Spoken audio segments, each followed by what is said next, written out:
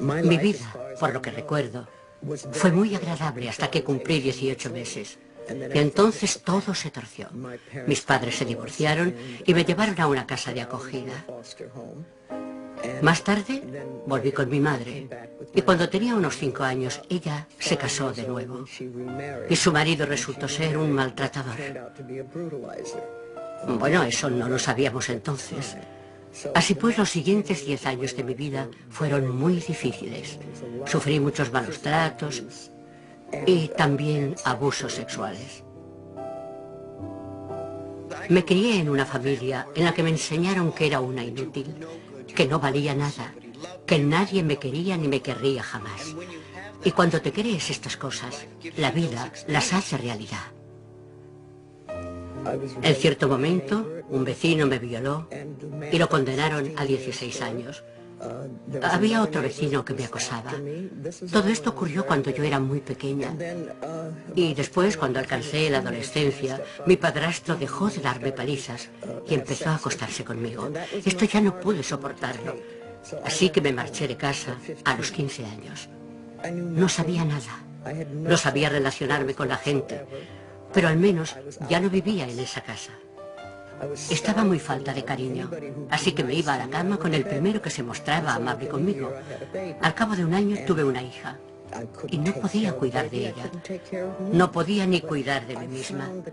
Encontré una familia muy buena para la niña, una pareja infértil ansiosa por tener hijos. Viví con ellos durante los 2 últimos meses y di a luz en el hospital en su nombre. 5 días después me marché. Y lo que hice fue volver a casa. Me encaré con mi madre y le dije, no tienes por qué seguir aguantando esto. Te sacaré de aquí. Las dos nos fuimos. Pasamos juntas casi un año. Y entonces me dije, ella está bien, se ha recuperado, está en buena forma. Y me marché. Me fui a Chicago para 3 semanas, pero acabé quedándome 5 años. Luego fui a Nueva York para 3 semanas y acabé quedándome 30 años. Iba tirando como podía, con la experiencia y los conocimientos que tenía, que eran casi nulos. Empecé a trabajar en tiendas de todo a 100 y sitios así. Luego, cuando llegué a Nueva York, mi vida cambió y me contrataron como modelo. Modelo de pasarela. Yo no había estudiado, de modo que fue un trabajo muy bueno para mí, pues no podía ser secretaria ni nada por el estilo. Me dediqué a eso durante muchos años. Me casé con un inglés de clase alta y fue una experiencia muy positiva. Dejé de trabajar como modelo y pasamos juntos 18 años, en general maravillosos. Esa relación me enseñó mucho sobre la vida y a desenvolverme en sociedad, pues yo no tenía don de gentes. En el momento en que nos separamos, yo había aprendido mucho. Cuando nos divorciamos, sentí lo mismo que muchas mujeres, que era una fracasada, que no daba una a derechas, y volví a verlo todo negro. Fue unos 5 años más tarde cuando descubrí un grupo llamado la Iglesia de la Ciencia Religiosa. Y fue allí donde oí que si cambias tu forma de pensar, cambias tu vida. Entonces mi vida empezó a cambiar de verdad. Aquí vamos a hablar muchas personas. En esencia todos diremos lo mismo, pero de formas ligeramente distintas. A todos nos gusta oír las cosas expresadas de maneras diferentes. Cuando yo diga algo, mi mensaje les llegará a algunos de ustedes y otros pensarán, ¿pero qué dice esta mujer? En cambio, cuando otro maestro, o 3, o 6, o 12, exprese lo mismo que yo con otras palabras, tal vez piensen, eso es genial, nunca lo había oído antes.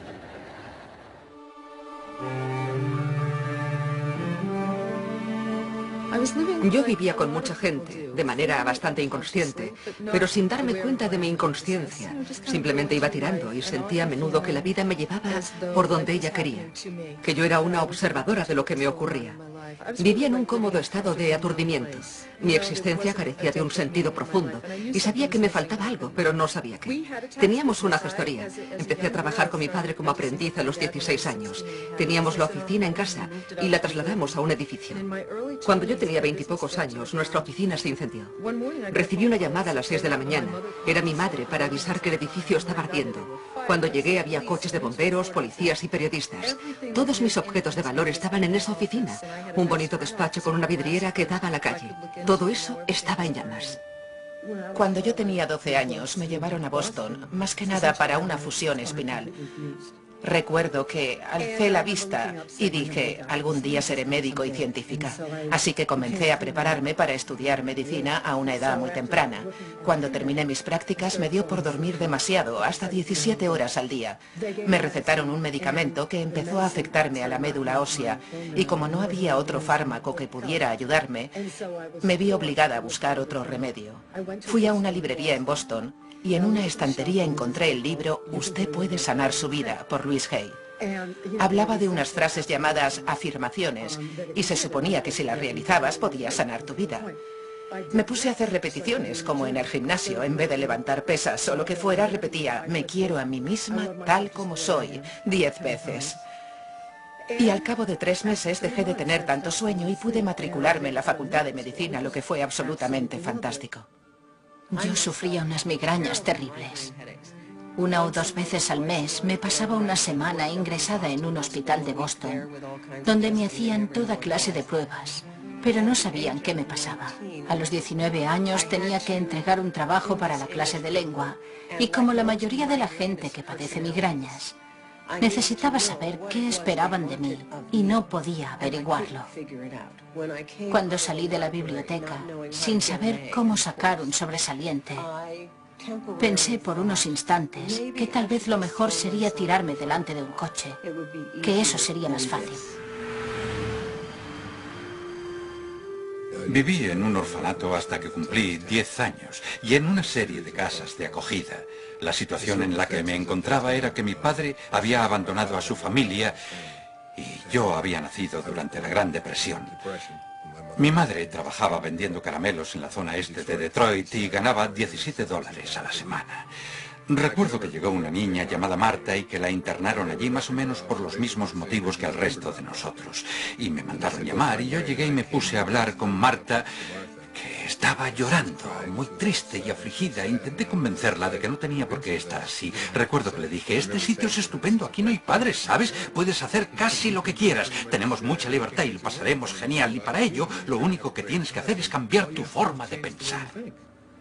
Entonces pasarás de una situación desesperada, dura, difícil, a otra en la que podrás hacer lo que quieras. En ese momento, mientras veía arder el edificio, no estaba pensando en todo el trabajo apilado sobre mi escritorio, sino en mi padre, que estaba a mi lado. Daba gracias a Dios porque no había nadie dentro. También estaba disgustada por la pérdida de algunos objetos materiales que estaban en la oficina. Tenía una relación más estrecha con la máquina de sumar que con algunos seres queridos, por lo atareada que estaba. Lo más interesante es lo extraordinariamente sabia y fuerte que es el alma en momentos así. Al contemplar el incendio, yo estaba destrozada, pero una vocecita me decía, esto está pasando por una razón. Ahora mismo no sabes cuál es y te parece terrible, pero en realidad puede surgir algo maravilloso de todo esto. Mantente alerta. Así que iba a prescindir de la intuición, de todo el tema de las afirmaciones para sentirme una persona normal. Pasé al segundo curso y enseguida me vi desbordada. Estaba estudiando medicina y un doctorado. Empezaron a salirme hernias discales, lo que me impidió dedicarme a la tarea intelectual que quería, la neurocirugía, porque no podía estar de pie. Así que elegí la psiquiatría porque me permitía estar sentada. La detestaba, me aburría, pero aprendí algo interesante. Todos los caminos llevan de vuelta a la espiritualidad y la intuición.